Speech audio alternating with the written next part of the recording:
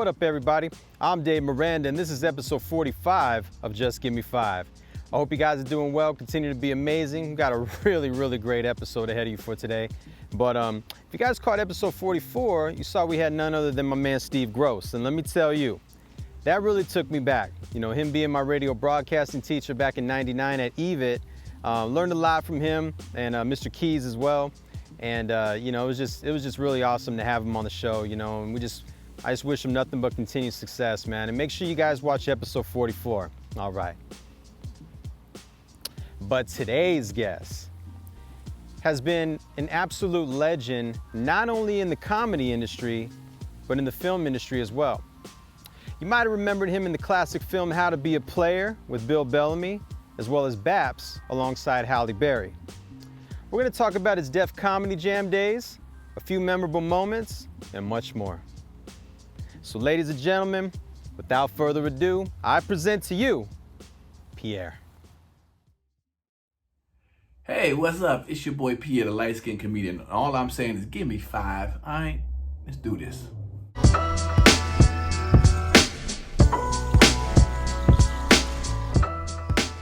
I knew comedy was a passion from a very young age. I knew it was in me, man. Probably when I was about 7, 8 years old. I used to perform. I lived in Germany. My father was in the military. And I used to go down to the center of the city, and they used to have a fountain, and all the soldiers would be around there. And I'd go and do a little performance for them, act retarded or whatever it was I could be, just act silly in front of them. They would always laugh and stuff. So I knew I had something. And even in class, I was the funniest kid in class. When I moved to Washington, D.C. when I was 11 years old, around 11, I had long, straight hair, looked like Prince on his first album, so you know the kids was clowning me. I had to learn how to Joan. We called it Joan. Some of y'all call it ranking, snapping, bagging, depending on where, you know, you coming from, what part of the country you're from, but we call it Joaning in the D.C. area, and I was good at that, man. I could look at you from head to toe and just get on your behind, boom, bam, bam. And so I started taking little drama classes. People said I was really funny in class, and then one time I saw Eddie Murphy doing Delirious, doing stand-up, and I said, man, I want to do that right there. I knew that was in me, man. So after that, I was 17 years old, started getting around the comedy clubs and doing my thing.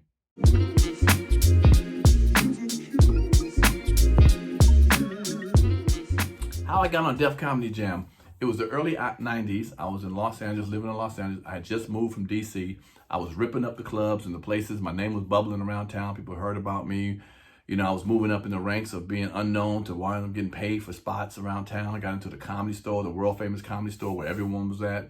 But there was a club called the Comedy Act Theater. My man Michael Williams owned it. It's where Robin Harris, kind of the house that Robin Harris built. He had just died maybe a year earlier, 2 years earlier. I can't really remember what it was.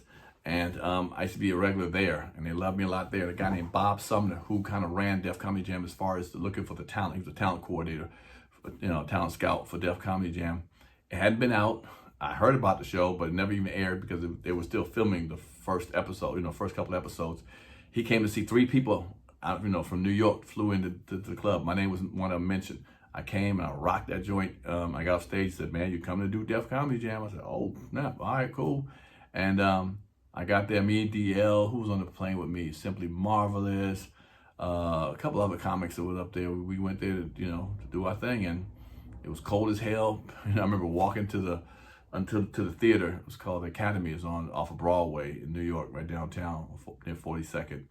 And there was a whole line of people waiting to get in, and we had a cut between. I had my little suit, my little all jean outfit on, in the bag, and it was all me mugging me. And back then, we heard that, you know, New Yorkers give it to you, brother. You know, if you ain't funny, they're gonna boo the hell out of you. I don't remember the Apollo. So we had that stigma, and I was like, oh shit, all these niggas look like they was auditioning for a Wu-Tang video. They was all rough riding looking ass. And I went there, and you know, the rest is history.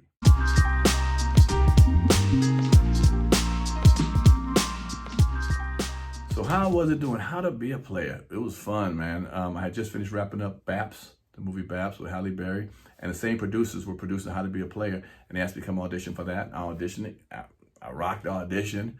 They said, all right, let's do it, man. So, you know, they put me, Jermaine Hopkins, Bill Bellamy, and A.J. Johnson, rest in peace, together, and the synergy was cool. One thing I liked was my man who directed, Lionel C. Martin, shout out to him. He let me do a lot of ad-lib, and in fact, some of the things I ad-lib was some of y'all favorite parts. Like, I was supposed to answer that door when my girl was coming in, caught me cheating with just my underwear. I was like, no, let me wear a cowboy hat and some cowboy boots and put some whipped cream in the front. I had a freaky good time. And he said, all right, go ahead, do it. The gynecology chair, when I went to that freaky girl house to see Bill, you know, I was supposed to come in the house to get on that gynecologist chair and start freaking it.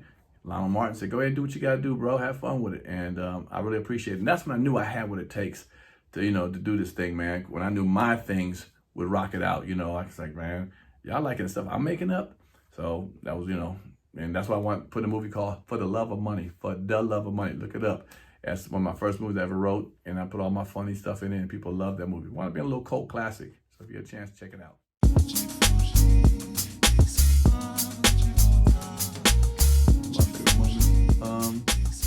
Wow. Shooting my movie For the Love of Money. For the Love of Money. I wrote a movie. I had never written a movie before, so I wrote a movie. I got the money together, my own money, got the camera crew together, and I hired a lot of comedians. A lot of comedians before they even was heard of. My man Afion Crockett, Joey Wells from the Plastic Cup Boys, Honest John, some white comics, man. You know, Ronaldo Ray, just so many people, man, that I saw around the comedy club circuit. I felt like they needed a voice, they should be heard. So I went and casted them, and it wound up being a cult classic. It's a great movie. It's called For the Love of Money. Please check it out.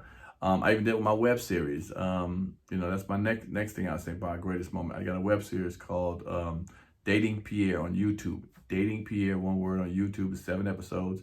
I bring a lot of comedians in. See, I'm one of them kind of comedians, man. I don't mind writing stuff and putting other comics in my stuff. Some comics won't do that. They'll put like one comic or two. I put a whole bunch of comics because I want all of us to shine. There's nothing about me saying, I want to go be all about me. Bro, if you got the better lines, I can feed you something. You can ad-lib something funnier. Do you, man. And that's why a lot of comics love me, man. That's why they care for me, man. They're like, P, you looked out for me. You put me in my first shit. You gave me my first opportunity, bro. I'm like, I appreciate it. So those two, making For the Love of Money and making my web series, is probably the two greatest moments. And the next one probably would be, I would probably, maybe it would have to be maybe right now it's getting on Comedy Hype News. You know, it's a weekly series I do, Comedy Hype News. It's on YouTube. It gives me a chance to speak for myself and, you know, my opinions. And I dig it. You know, it's a platform that gets out there to a lot of people. In fact, I'm moving up. I got a couple other things happening. Me and the man who runs it, he really likes me, likes what I'm doing. And right now I'm feeling a lot of love and people are watching it. So I would say right now, those 3 things, you know, making For the Love of Money, making my web series Dating Pierre on YouTube, and, you know, doing Comedy Hype News right now. I think that's really, really dope. And you know what? Let me put 4. My podcast, Pierre's Panic Room. It's on YouTube.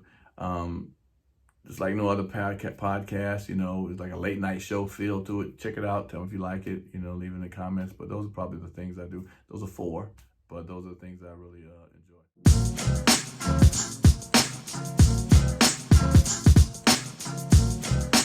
Makes me feel good, man. I put a lot of work in here in this business, man. I'm really always trying to, I do work from the beginning of love. Even though people don't feel like it at times, I want us to be loved. I want us to be together. People who know me personally know that. That's what time it is. Of course, you know, there's going to be some haters when I speak up. Because recently in the last 6 months, I've spoken up a lot. You know, my voice is being louder. And, you know, and some people like it, some people don't. Majority of people, 99% of people love it. They're like, P, keep doing what you're doing. I got comics hit me up. Famous people I don't even know get in my DM and say, yo, man, I appreciate what you just said. Keep doing what you say. Keep speaking your mind. Of course, there's going to be some people who don't like it. I get it. It's all good. I get it, man. Everybody going to love me. You saying vicious things towards me. F you, screw you, fuck ass, fuck ass, you'll be there. I get it. It's okay. Because 99% of people say, Pete, keep doing it. I love you, bro. Keep doing it. I love you, man. Keep doing what you're doing. You're speaking the truth. I'm feeling what you're saying. You have the nerve to speak up, brother. And it's worth it. So I appreciate that part. And again, I love it. Continue to do that. Hit me on my social media. Let me know. Again, I know some people are going to hear this and dip in some F you nigga. It's okay. It just showed me where your spirit is, man. When your spirit is such full of hate. So, hey, I get it. You know, it is what it is. Some people just do what they do. But the love is what, you know, I always gravitate toward. And again, I thank you for that.